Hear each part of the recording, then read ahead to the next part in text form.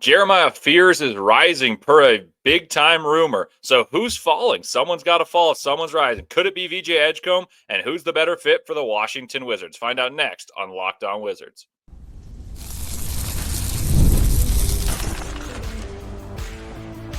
You are Locked On Wizards, your daily Washington Wizards podcast, part of the Locked On Podcast Network. Your team every day. Hello and welcome into Locked On Wizards, where myself and Abdullah Ayubi analyze the latest NBA draft rumors regarding guards in the Wizards' range. We talked about that at the outset, that Jeremiah Fears, we talked about him yesterday. Jeremiah Fears is hot right now. We'll tell you about a rumor. I'm Leif, a credentialed NBA draft analyst, attendee of the last two NBA combines, host of Locked On NBA Big Board, and beside me is Abdullah Ayubi, a diehard Wizards fan here to provide hometown insights and passion for his beloved Wizards. And today, putting on the GM cap and telling me which guard he prefers between Jeremiah Fears and VJ Edgecombe. So thank you guys for making Locked On Wizards your first listen each and every day. And remember that Locked On Wizards is free and available on all platforms, including YouTube at Locked On Wizards, where the best way to help us grow is to comment anything below. And today's question is, would you rather draft Jeremiah Fears or VJ Edgecombe?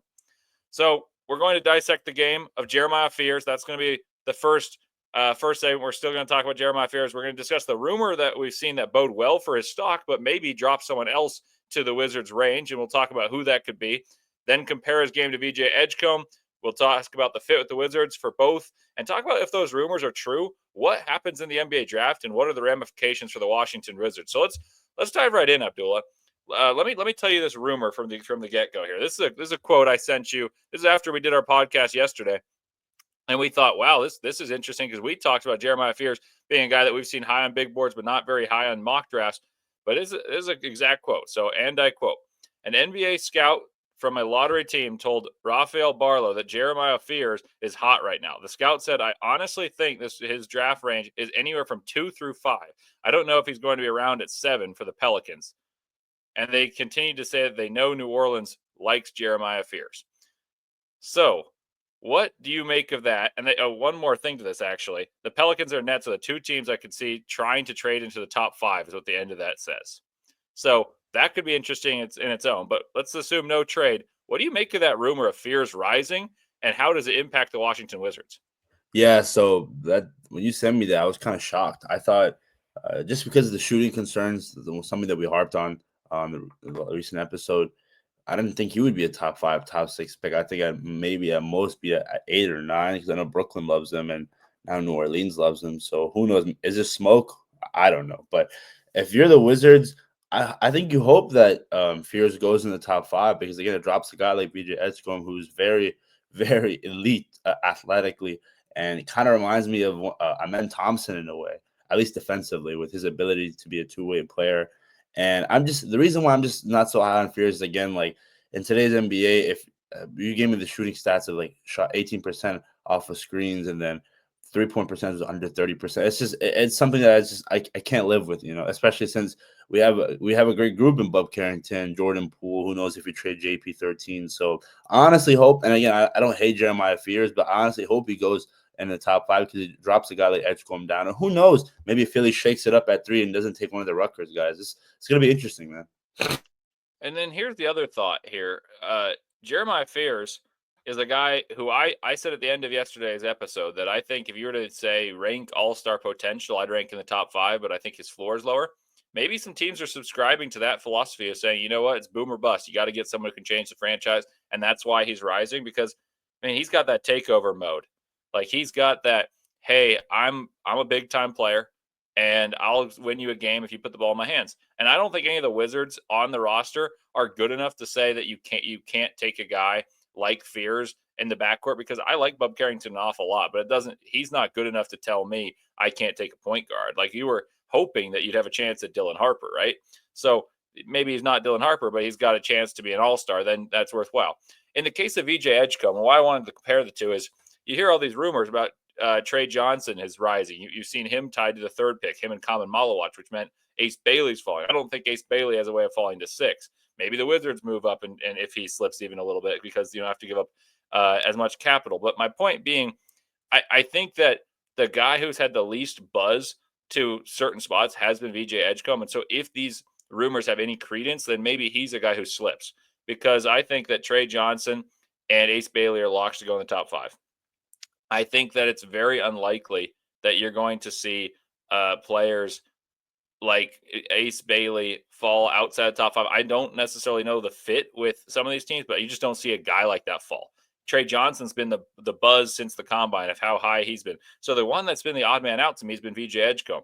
So I'm going to turn it over to you. You mentioned the athleticism. I actually don't think he's a very good defensive player yet. He does have traits that are good, and he's a tremendous athlete, 38-inch vertical, someone who can go to the rim. To me, seems like a bit of a athlete turned into a shooter. Not necessarily a very good shooter yet, but he became a better shooter throughout Big 12 play. I thought he was a little bit too much of a chameleon at times, and this is why I've been a bit lower on VJ Edgecombe. But tell me what your read is, and if he's at 6, are you running to the podium to take him? Because we've talked about, if Tre Johnson's there, but I've kept saying I'd be super surprised. We talked about Derek Queen's there; he's pretty quick to the podium. If Derek Queen and VJ Edgecombe are there, what's the analysis for you? Yeah, so I think for me, just because again, I've been high on Queen for a while, and also fit wise, I think it would make more sense to get a guy in Derek Queen over VJ Edgecombe. But I mean, again, I think the potential is really, really there for Edgecombe, and I think his skill set offensively is only going to get better. I think as a shooter, it definitely needs to get better, especially off the catch. But I think he's a score-first player who doesn't have to make those advanced passing reads, but he can move the ball, drive, and kick. So he can move in transition as well, especially when we're a Wizards team that wants to be young and play tempo ball. So for me, I'm still picking Queen over him just because, again, I think him and Sar fit each other really well. They complement each other really well. So a guy in VJ Edgecombe, and maybe there's a reason why he's dropping. Maybe a lot of people don't think he can his game can transition offensively. But I know with his athleticism, and you also have you pair him. If you go with VJ, you get a guy in Bilal Coulibaly, you get Keyshawn George, very young, versatile defenders. It's checking off a lot of boxes here in DC, and just you want a team that can stop being bottom 5 in defensive ratings. You got to at least crack the top 15 if you want to start winning championships. So I feel like he's overrated defensively because he has these traits, but he's not necessarily a lockdown guy. He just gets in pass lanes. He's what I'd call a flashy defender, someone with promise, but not necessarily substance yet. But the athleticism is absolutely there. He gets downhill. He had an amazing game against a guy like Carter Bryant that we've talked about as someone that could go in the top 10, top 15, and in Arizona, and he was able to attack the rack and get to the line 14 times. That's like a mark of a score. He improved his shooting percentage drastically from non-conference to conference play.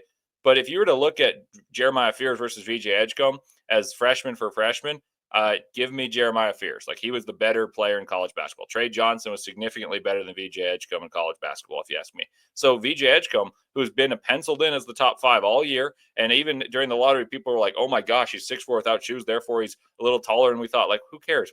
Basketball's not played without shoes, and so he's going to be the height that he was there. Like, I don't think those measurements matter as much as many do.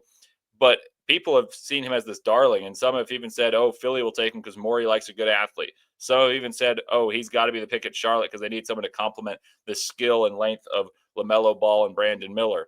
I can see him going in there, but I do see a world where he drops because there's a little bit less track record of success, and there's a little bit less refined skills. Even though we talked about Jeremiah Fears need to shoot better, he shot 85% from the free throw line. So there's something there, and he's got the ball in his hands as a creator and as a scorer. He scored more points than VJ Edgecombe and had more assists and was the creator, whereas VJ Edgecombe was given shots and he didn't score as much as Jeremiah Fears. So I think there is a world where Jeremiah Fears does skyrocket like this rumor says, and that pushes someone down. I think that someone would be most likely VJ Edgecombe as opposed to Tre Johnson or Ace Bailey falling. I was going to ask, when it comes to guys like him who have the traits of being they weren't great defenders in college, but they have the traits, how often does that translate in today's NBA, if you had to say? I mean, the traits make it possible, but you gotta have some want to, and that'll be interesting. But I the reason I push back there is not to disagree with you, because that's a common sentiment, but it's that so many people are saying as if he was like an all defensive guy already. And that's where I push back, because you watch his film and his defensive highlights are just athleticism, getting in a passing lane once in a while, but he's not as stout. Like, I'd even make the contention, this is going to be bold, I'd make the contention that Kon Knueppel is a better on-ball defender, than VJ Edgecombe in college. I don't necessarily believe he is going to be a better one because I don't think he's got the foot speed to be a great NBA defender. But everyone just makes the proclamation that VJ is an amazing defender, and that's what's going to help your NBA team right away. And I'd say, well, wait a minute, he didn't do it in college at that much. So that's where I'd say pump the brakes there. And then the scoring, VJ Edgecombe, and we'll get into this in terms of the ceiling and floor coming up next. But I think the way people want to liken him to Dwayne Wade is interesting. But like one that Tom Crean also coached would be Victor Oladipo, and that's what I kind of see as the maximum outcome for VJ Edgecombe. And Victor Oladipo was a good player. His career was marred by injury, but I'm not sure that's worth a top 5 pick in a class as talented as this. So we're going to discuss that and more. The ceiling versus the floor for VJ Edgecombe and Jeremiah Fears. Give us your guys' preferences. We got a fun segment up ahead, straight ahead on Locked On Wizards.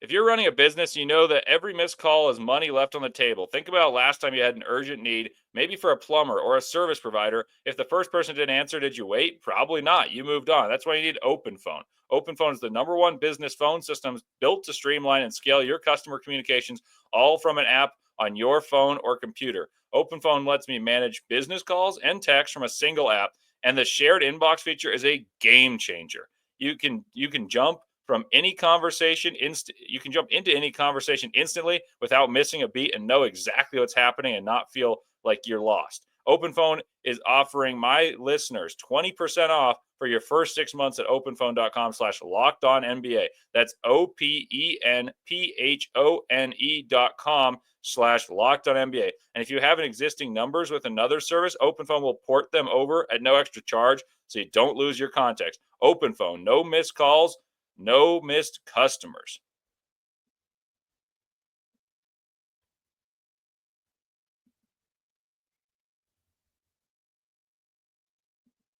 Welcome back to Locked On Wizards. This is Leif, Thulin, and Abdullah Ayubi. We've been talking about VJ Edgecombe and his ceiling, and I gave my pitch of I think he's kind of destined to be like Victor Oladipo, who I don't think was capable of being a top scorer on a really good team.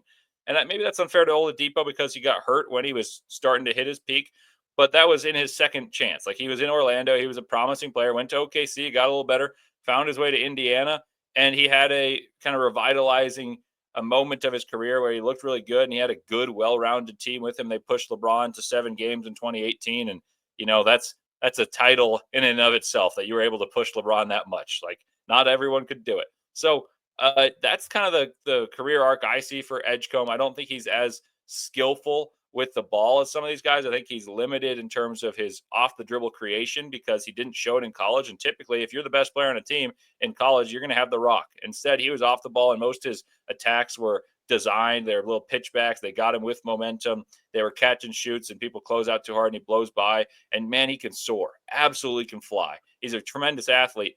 But I don't know if his athleticism being such a differentiator at the college basketball level is good for the NBA because he relied on that and didn't hone in on other skills. I think there's a lot of development. He got a lot better throughout the year. I was out on him at one point, and then he's ended up in my top 5. So, like you can win me back, but I just think that the ceiling isn't quite as high for him as it is the likes of Tre Johnson or Ace Bailey, guys that he's often compared to, even projected higher than. And I'd even argue that I think Fears is a better chance of being an all-star. I just think that Fears is a little smaller, and therefore maybe VJ's floors are higher. So that's my contention. I'm curious about yours, Abdullah, and especially if you want to put it in the realm of the Wizards. So yeah, you talked about Victor Oladipo. What do you think of the comparison of Carson Wallace? Maybe with a little more explosion when it comes to Edgecombe. Well, the thing about Cason Wallace to me is he was a great defender at Kentucky. Like he was pushing people away from the basket, and he was like, "Oh, if I'm guarding you, you pass the ball away." He's been that in the NBA thus far. I think the traits of Oladipo that he has is like the anticipatory stuff. He's quick and he's got long arms, and but they're not like crazy long. Oladipo is more of a freak athlete to me than Edgecombe. Edgecombe is like a track athlete. He just jumps and floats and levitates. But I don't know if it's as functional and as strong as Oladipo. Granted, Oladipo came out a little older from Indiana. That's a DeMatha product for those of you who are curious in the DMV area. But My big thing is I don't know if he knows how to play off the ball yet, and I also don't know if he can complement his driving potential with all that athleticism with step backs. Like someone he's often compared to is Donovan Mitchell, and I watched Donovan Mitchell up close and personal for years and years, and he was one of my favorite draft prospects I've ever evaluated. Donovan Mitchell had one of the nastiest step backs ever. To complement all of his athleticism, people would think he's going downhill, and all of a sudden he'd step back and shoot a three. VJ Edgecombe didn't shoot off the dribble threes. He was a straight downhill driver, or a straight catch and shoot guy. And I don't love for my top 5 pick to not have an off the dribble refined game and have that all be, hey, you know what? Like he's good already at all these things, so why can't he develop that? Like that's what basketball feel is to me, and that's what differentiates the top guys. And so that's why I'll be concerned about VJ Edgecombe. Whoever gets him, I'll have pause. That said, his athleticism allows him to have a higher floor than many prospects with similar deficiencies. Yeah, I agree with you there. I think especially it is a little concerning to shoot that much off the dribble, especially since you want to get guys that can be able to create their own shot, especially here in DC where you have a Bob Carrington, you have a Bilal Coulibaly who we expect to have that year 3 offensive jump. So honestly, I think dream scenario is if somehow Edgecombe and Fears goes before 6 and somehow you land Tre Johnson. That's dream. Or if that doesn't happen, Johnson's out, I think you go with Queen. If Edgecombe is out, or between Fears and Queen's going to be an interesting conversation too. But at the end of the day, a guy like VJ Edgecombe, I think has a traits defensively. I think athletically, again, I think that was one thing that would fit. I think one thing that we've seen in Will Dawkins, he loves his guys that are versatile, and he wants those guys to be part of this roster here in DC. So can Edgecombe be that guy? I don't know, especially since you're taking him at 6. I think it's just a little too soon banking on a guy who just doesn't have that elite or potentially elite offensive trait, especially shooting or stuff off the dribble. See, I'm with that. I agree with you. But then the question is, do you believe that his role playing, so this is where we talk about the floor, like his ability to play a role and excel in a role, whether it's a defensive one that we believe he can grow into due to athleticism, a 3-and-D, a slasher, some role is greater than the role that a guy like Kon Knueppel could play? Because we talked about Kon, like he's a really good shooter. If you were to ask him to be a solid player in the NBA, that's one thing. You just don't. The limit on Kon is you don't necessarily expect upside. Like you don't think there's much upside. So if VJ doesn't hit his upside, what's his floor? Like is the floor concerning, or because is he a high upside play, low floor guy? But like I would argue that his athleticism allows him to have more versatility than many other players. But I would tell you that his skill set is not as refined as someone like Kon. It's not as refined as even someone like Fierce, who's younger than he is. So I have a little bit of pause in terms of him believing him as an all-star, like I said, but I also have a little bit of skepticism about him being a role player. But then that begs the question is like, well, then why not take a similarly ranked freshman like Kon Knueppel, who's more refined if you believe he's going to be a role player and based on those assessments? Yeah, I was about to ask you, like, what if you were a GM, what gives you that decision to say, hey, maybe take Knueppel over Edgecombe? And do you think the only thing that's hanging on Edgecombe's side is just the athleticism trait? I think there's a better chance Edgecombe is a star than Kon because he can go downhill at an elite level. He really can float. Maybe if he adds that stuff that I mentioned, like off the dribble, step backs, shoot threes off the dribble. And Fears, we criticize for shooting 18.5%, but he shot a ton of them and in difficult ones because he had no help. Edgecombe had other guards and he wasn't the lead guard operator, so maybe there's more ball handling than was able to be demonstrated.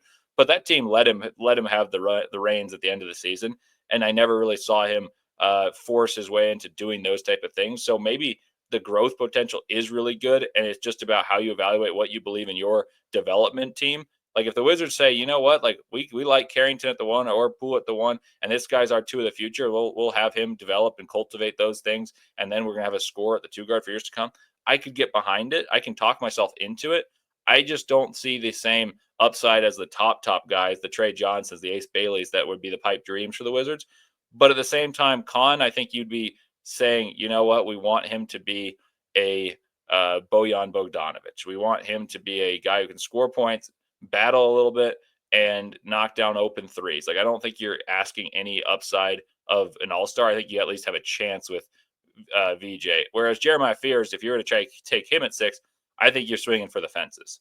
I think the Wizards would say, yeah, this is the reason we're making this pick is we think he's got potential to be an all-star and complement Alex Sarr and get the best out of him because he's got more dynamic scoring ability than does Bub Carrington and is more talented as a point guard, as a natural playmaker than Jordan Poole. Like that would be the possession of, or sorry, the position of kind of upside for me. Like I would rank Fears has higher upside than Edgecombe to me, but Edgecombe's got a slightly higher floor. But Kon Knueppel might have a slightly higher floor than Edgecombe, but nowhere near the upside. So that's how I'd rank it out. If that makes sense to you guys.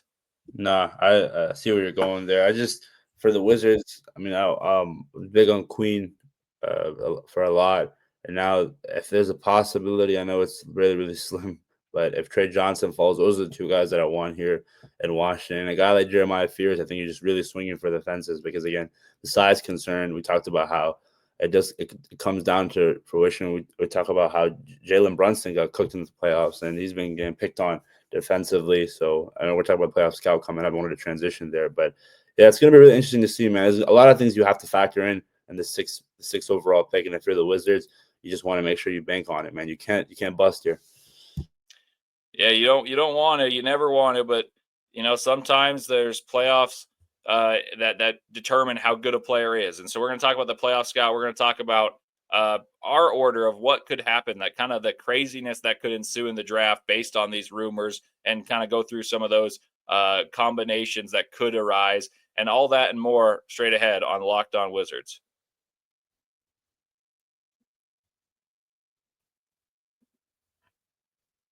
This show is sponsored by BetterHelp.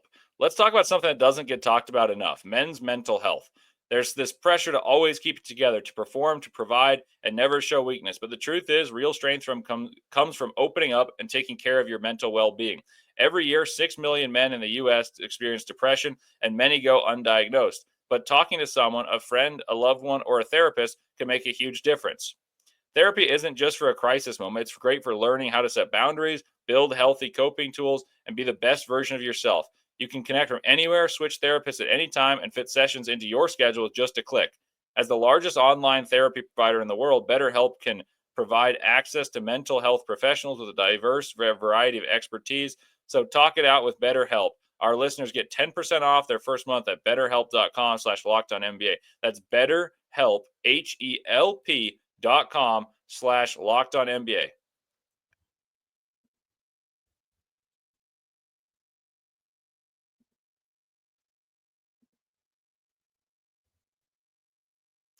All righty, welcome back to Locked On Wizards. Leif, Thulin, Abdullah, Ayubi hanging out here talking about the rumors of the NBA draft. So for those of you listening, we talked about at the beginning, Jeremiah Fears is rising, according to rumors that are pretty strongly substantiated. Rafael Barlow, someone I work with, but this is on Twitter. I wasn't told this by Rafael, but Rafael was told by a scout that Jeremiah Fears is likely going 2 through 5, and this scout was talking from the Pelicans' perspective that they're not going to get there at 7. At number Jeremiah Fears is not going to get there at number 7, which would mean maybe he's there at the Wizards at 6, but probably not. And maybe that would indicate if he is there, the Wizards would take him.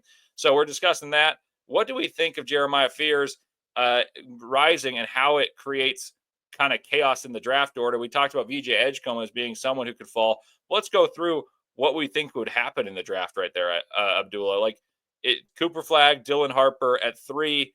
Let's say it's Ace Bailey for the sake of discussion here. 4, is that where Jeremiah Fears comes in? Like, do they think the Hornets? I don't necessarily see that one because they have LaMelo Ball. The Jazz, maybe. They have Isaiah Collier and Keontae George. Like that would surprise me a little bit. So maybe it's a trades happening that a team doesn't feel like they can get up to get him, or is it the 76ers just throwing everyone for a loop? Yeah, so I was thinking, what if the possibility of trading, if the New Orleans Pelicans traded up with the Philadelphia and swap, but I think they probably want a lot for that. But at the end of the day, I hope Jeremiah Fears gets drafted top 5 because again, I want a guy in Tre Johnson to fall, and if he doesn't fall, again, I'm not as high on Edgecombe. Again, I love the traits. I think it's very quick. Athleticism is in today's NBA, it's the key word, but I think fit wise, I think you got to go with a guy like Derek Queen, and maybe who knows? The Wizards love Malawach. I mean, I know a lot of people are high on Malawach too. I saw people saying that he should go top 5, top 4. I was like, oh, this is a lot of polarizing opinions, Leif. It's going to be really interesting to see how this top 5 lays out, because I think Philly could really shake everything up at 3. Yeah, and that was the other thing I meant to bring up and text you, but I'm glad you brought it up. Is I had told you a couple days ago, if any player, well, we were talking about Malawach and Queen. For those of the everydayers, we appreciate you, and you guys were testing your memory right here. But Abdullah and I were talking about Derek Queen versus Common Malawach, and I said if one of them doesn't get to the Wizards, the one I believe is gone is Malawach. And the reason was I thought maybe the 76ers or the Hornets at 3 or 4 would take a swing because Embiid's injury prone, maybe take some stress off him defensively. You have a center of the future. Or for the Hornets, Mark Williams has those knee injuries that made the trade not go through between he and the Lakers. And you say, you know what, we're going to create a duplicate of Mark Williams and have the blueprint. Like, those were the things I thought could happen. I don't think the Jazz would take him. I don't think he'd go 1 or 2. So those are the teams that I thought Malawach go to. I never really thought Fears would elevate into this mix. So if there's 2 wild cards in there, that means there's a chance for a guy like Tre Johnson to fall. I don't think Ace's traits make it out of the top 5, but I think the one that is most likely to fall is VJ Edgecombe, because he's a bit of a question mark in terms of what his role can be. Like, can he be more than a secondary, tertiary scorer who's defensively interesting at least? Or is there superstar upside? Whereas a lot of these guys, I think you can make the pitch for superstar upside.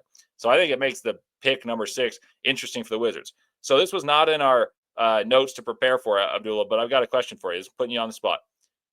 At what number does one player have to be available for you to think, you know what, I got to trade up and go get my guy? So if it's Tre Johnson for you, if Tre Johnson's there at 4, are you biding time and praying, or are you trying to trade up? Yeah, because Charlotte's at 4, so because I think Utah, if he's there at 5, I think Utah is going to take him 100%. So I think you jump in front of Utah and take him and trade up at 4. What do you have to give up?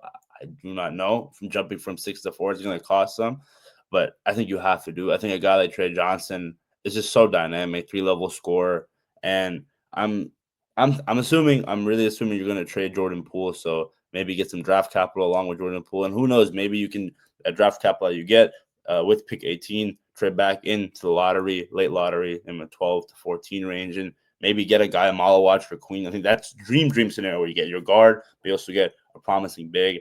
So I think 4, if Johnson's there, which I think he will be, I think it's going to be Flag, Harper, Bailey. Go ahead and trade up. It's going to cost some compared to last. And again, we've seen aggressiveness last year with Will Dawkins. You trade away Denny Avdia, a guy who everyone thought was going to be that guy here in DC, and you get Bub Carrington out of it. And right now, it's a win-win scenario out of that trade if you look at it. But at the end of the day, if you're Will Dawkins, a lot of options are on the table, and as Wizards fans, we just have to watch and see.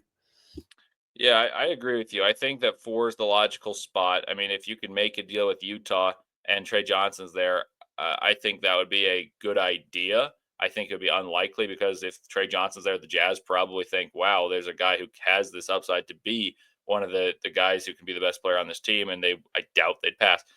So let's get to the playoff scout. We talked about Fears, our concerns about his size being picked on defensively. We talked about how, on the flip side, he could be a guy the offense runs through offensively. So let's talk about VJ Edgecombe briefly. VJ Edgecombe, the playoff scout, what's your analysis on how you think he handles a playoff situation? We've talked a lot about size. I think him being 6'4" actually helps him in that size department. Defensive athleticism makes it possible for him not to be picked on. Does he fit in a playoff situation? Yeah, so I think defensively, I think VJ Edgecombe can step up and guard the team's best scorer. Definitely, I think he's willing to make that sacrifice, be the guy to take a charge late in the game, be the guy who has their hands in the passing lane.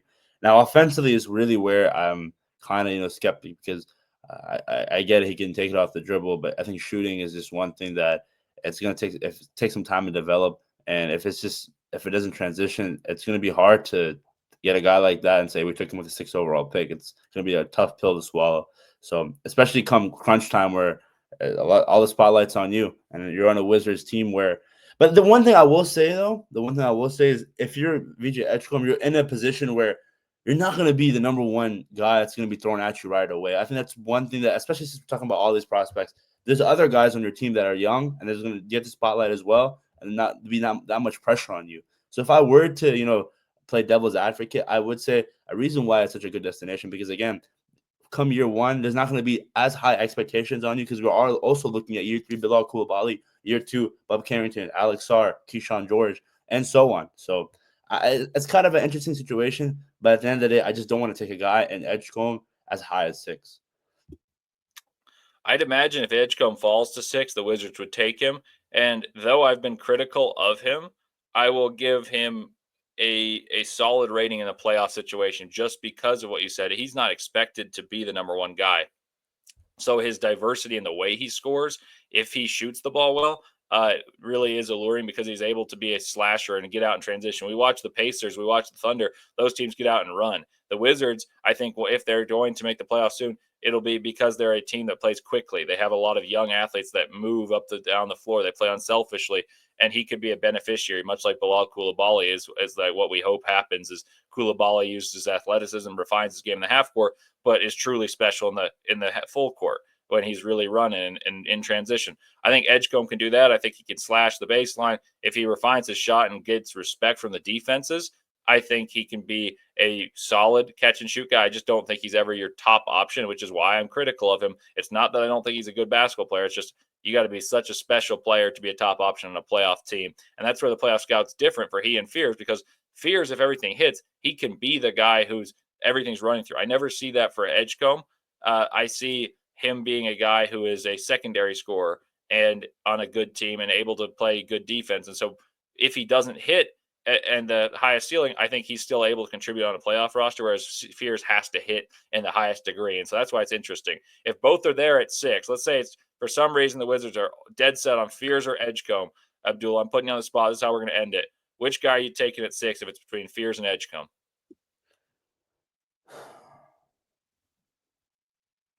I gotta go with Fears Leif. I just feel like his playmaking ability is really off the charts, and I think when it comes to fit, I mean, you're gonna be able to put him and Bob Carrington in the same backcourt, and you have a really good guard rotation already. So you add a guy in Fears who also stepped up in the big moments in Oklahoma.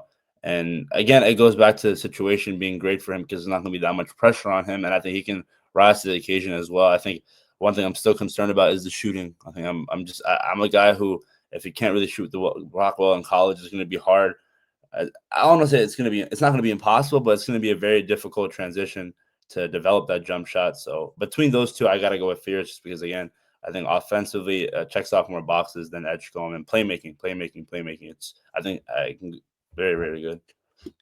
Well, luckily for the Wizards, there are a lot of options, or you could say unluckily because there are too many options. But the Wizards will have a plethora of picks, and this rumor makes it more interesting because that means someone that we'd assumed was in the top 5 could fall to 6 if Jeremiah Fears is leapfrogging his way up there. So thank you guys for making Locked On Wizards your first listen today. For your second listen, go check out Locked On NBA Game Night. Every game, every night until an NBA champion is crowned. Get local analysis on a national scale. Find NBA Game Night on Locked On NBA on YouTube or wherever you listen to your podcast. And thank you for supporting Abdullah and I. We really appreciate your guys' support on Locked On Wizards.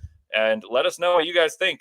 Jeremiah Fears, do you have a guy you like more than Fears that you think is going to slip out of the top 5? Let us know in the comments below. We'll keep reading and engaging with you guys, and let us know your guys' topics you want us to discuss in the following days. Have a great day, guys.